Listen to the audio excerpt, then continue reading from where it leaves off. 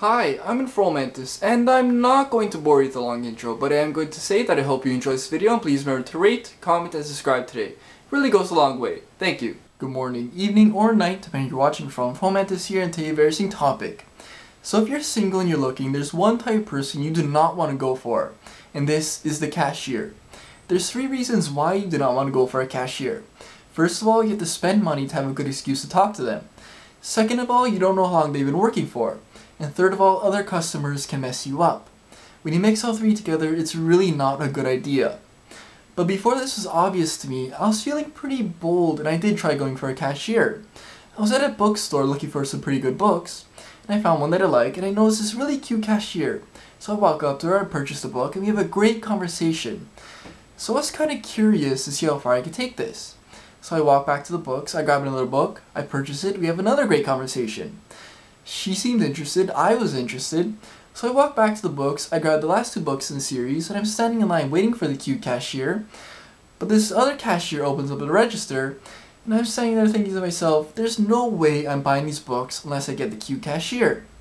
So the cashier calls out, "Can I help with next, please?"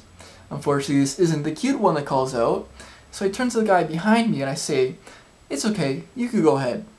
And unfortunately, he says, "It's alright, you go ahead." I was thinking to myself, "Aw, dude, you're gonna mess up my plan here." And I was also kind of annoyed because if someone says go ahead, you do accept their kindness. You don't reject it and say, "No, you go ahead." It's just kind of rude.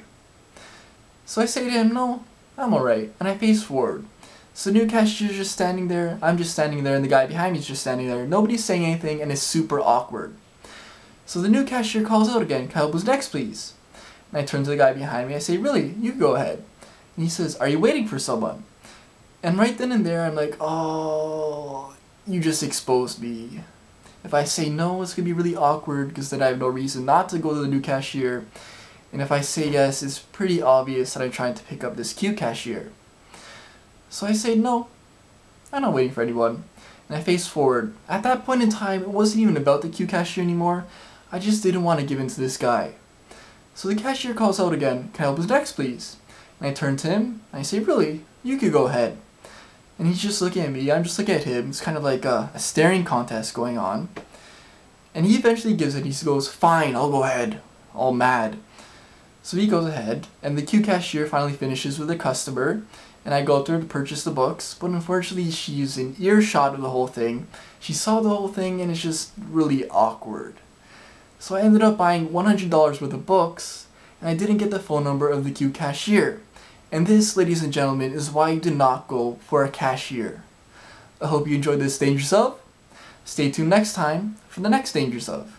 InformalMantis out.